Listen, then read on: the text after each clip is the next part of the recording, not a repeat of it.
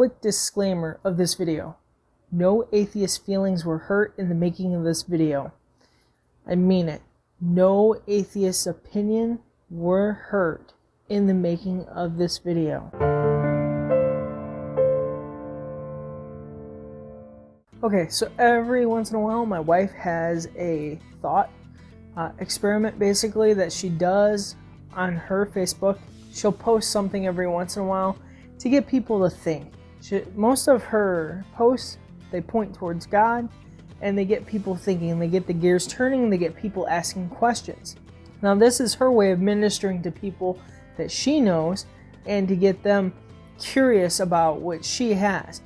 And she gets questions in return, and therefore she ministers again to them, slowly leading them to Christ unbeknownst to them.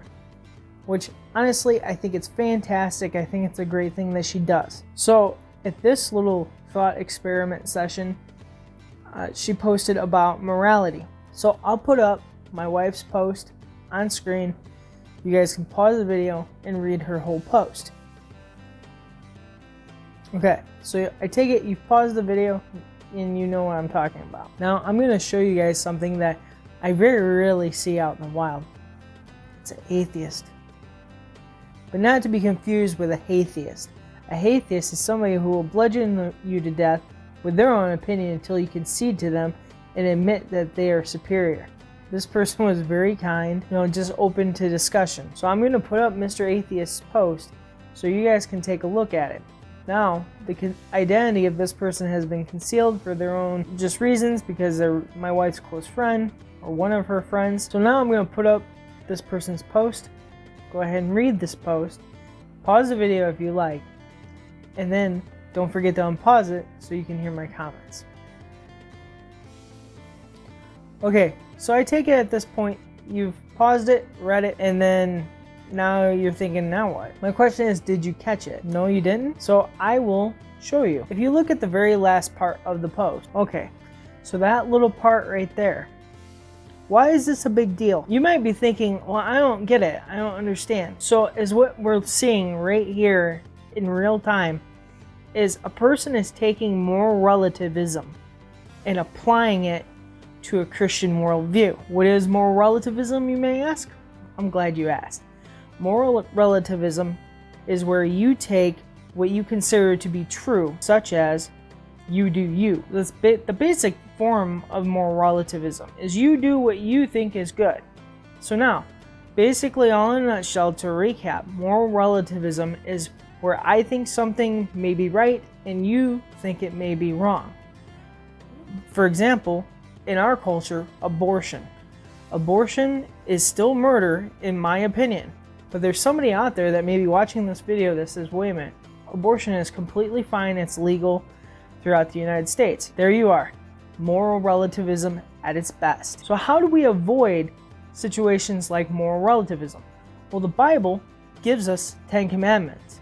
God gave Moses in Exodus the 10 commandments. Don't lie, don't cheat, don't steal, so on and so forth. You get what I'm saying? He says these things to Moses as a moral law or a moral code for us to live by as humans because we are immoral.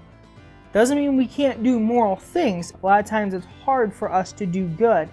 Doesn't mean we can't do good. It just means it's harder for us to do good. So how do we fix this? Because at first my wife didn't catch that. She didn't catch that, hey, wait a minute, she's applying her own worldview. So Mr. Atheist is applying their own worldview to her post, my wife's. Here's my argument here. First off, let's establish, where do we find morality? If we cannot look inside of ourselves or inside of another human since we are sinful, where do we find morality? So glad you asked. Right here is where we find morality. This is a Bible, in case you can't tell or see it. I'm sure you can.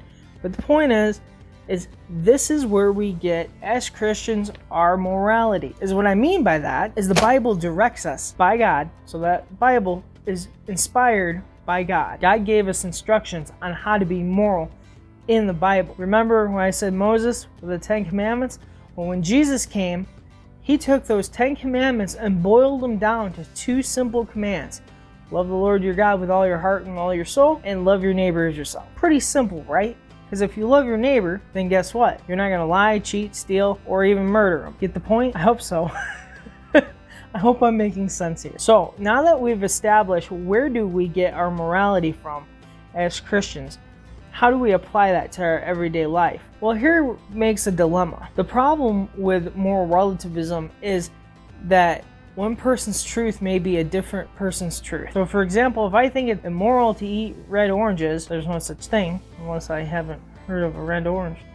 But the point is if I think it's immoral to eat red oranges and somebody else thinks it's perfectly okay, how do we fix this problem? It's a pretty big issue. Here's how we fix it. We fix it with something called moral absolutes. They cross culture, they cross language barriers, and so on and so forth. A moral absolute is like the example, the golden rule. Do unto others as you want done unto you. No matter what your culture, no matter what your background, the point is it's true for all cultures. Since the Bible has God's law in it and Jesus' 2 commandments that he gave, he took the 10 commandments and boiled them down to 2. Those are what we call moral absolute across all culture and time and space. It doesn't matter.